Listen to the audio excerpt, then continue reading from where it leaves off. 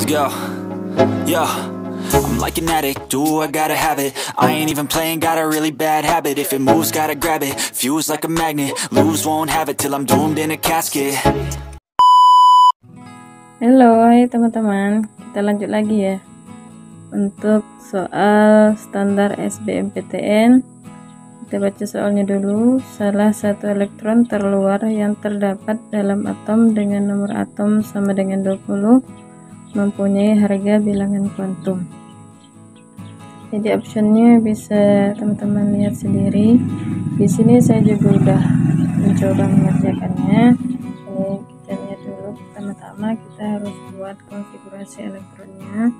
Kan nomor atomnya kan sama dengan 20, maka kita buat konfigurasi elektronnya sama dengan 20. Sini teman-teman, karena nomor atom kan biasa letaknya di bawah ya. Jadi dibuat konfigurasi elektronnya 1s2, 2s2, 2 tambah 2 4, 2p6 10, 3s2 12, 3p6 18, dan 4s2. Jadi total elektronnya ada 20 ya. 2 tambah 2 tambah 6 tambah 2 tambah 6 dan tambah 2. Jadi totalnya ada 20. Nah, soalnya di sini adalah harga bilangan kuantum. Berarti ada bilangan kuantum utama atau biasa dilambangkan dengan N, bilangan kuantum L, M, dan spin arahnya ya. Jadi untuk menentukan N, teman-teman ambil subkulit terakhir pada konfigurasi elektron. Jadi subkulit terakhir ini adalah 4s2.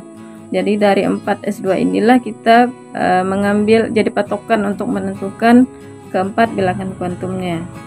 Jadi 4 ini adalah nilai N ya teman-teman. Jadi dilihat subkulit terakhir, dilihat koefisiennya atau angka di depan ini. Nah, dan angka di depan ini adalah menunjukkan jumlah N-nya. Dan untuk subkulit S dia cuman satu kotak. Karena dia elektronnya 2 elektron, maka penulisan atau untuk menggambarkan elektronnya, pertama ini elektron pertama ditulis seperti ini, baru elektron kedua. Jadi elektron terakhir pada subkulit S ini arahnya ke bawah ya. Jadi kalau arahnya ke bawah, maka spinnya bernilai negatif. Nah, untuk bilangan kuantum spin, jadi arah panah ke pertama atau ke atas ini spinnya bernilai positif, dan kalau arah panah ke bawah atau elektron kedua nilai spinnya bernilai negatif ya. Jadi teman-teman bisa lihat sendiri, ini menjadi patokan untuk menentukan arah spinnya. Nah, untuk menentukan M-nya, karena dia cuma satu kotak tadi, berakhir pada subkulit S, maka otomatis M-nya itu pasti sama dengan 0. Karena untuk subkulit S, M-nya cuma hanya ada satu, yaitu 0. Nah, ini bisa menjadi patokan untuk menentukan bilangan kuantum magnetik atau M. Jadi teman-teman bisa melihat subkulit terakhir pada konfigurasi elektron. Jadi tadi kan contoh soalnya kan dia berakhir pada subkulit S, maka otomatis M-nya cuma hanya ada satu, yaitu angka 0. Jadi kalau dia berakhir pada subkulit P, M-nya ada 3 nih, tergantung pada elektron terakhir berada di kotak yang pertama, kedua, atau ketiga. Jadi kalau dia elektron terakhir berhenti pada kotak yang kedua, berarti M-nya itu sama dengan 0. Jadi kalau elektron misalnya 3p6 misalnya, 3p6 kan berarti elektron terakhir kan pada kotak yang ketiga ya kan. Nah ya, 6, jadi 1 2 3 4 5 6, berarti M-nya ini bernilai plus 1 gitu ya teman-teman. Jadi tergantung subkulitnya dan jumlah elektronnya. Nah, M sama dengan 0, berarti kita lanjut untuk penentuan L. Nah, L ini untuk subkulit S ini L nya sama dengan 0. Untuk P, subkulit P, L nya sama dengan 1, D sama dengan 2, dan F sama dengan 3.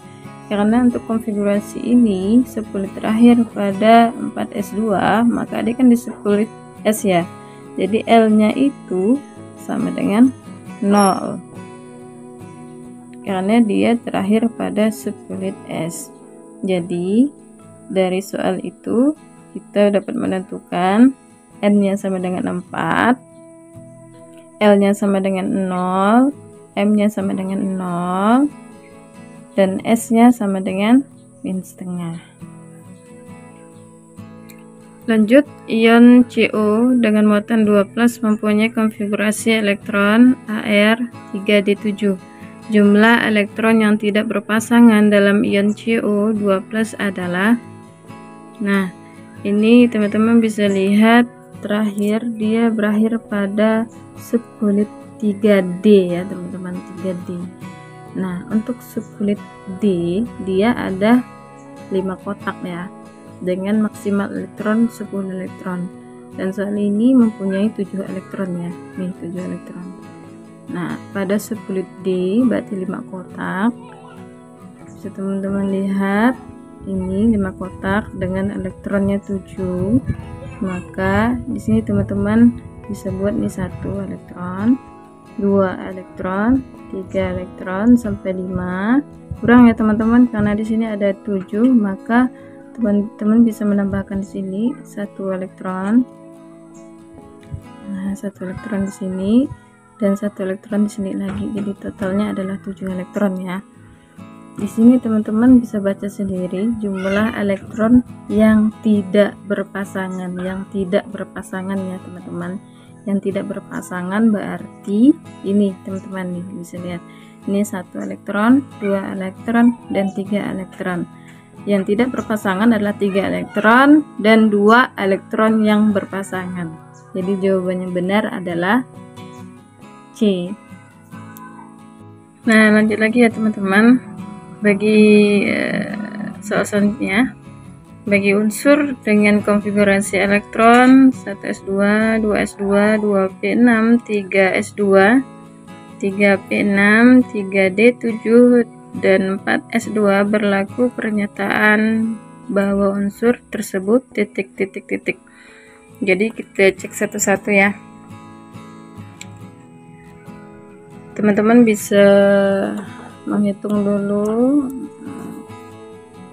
jumlah elektronnya untuk mengetahui nomor atomnya ya. 2 ditambah 2, 4, 10, 12, 18, tambah 2, 20, jadi 27 ya totalnya. Jadi poin 1 mempunyai nomor atom 27 adalah pernyataan yang benar ya. Sekarang kita cek untuk nomor 2, terletak pada periode. Nah ini teman-teman tabel periodiknya dengan nomor atom 27 ini ya, dengan lambang unsur CO, berada di posisi periode 4. Periode 4 dia golongan 8B, dia jadi termasuk blok D dengan golongan transisi, tepatnya berada di golongan 8B periode keempat. Nah jadi pernyataan yang kedua, terletak pada periode 4 adalah pernyataan yang benar. Selain kita bisa ngecek di tabel periodik, ada juga cara gampangnya untuk menentukan periode. Teman-teman bisa melihat dengan jumlah N terbesar.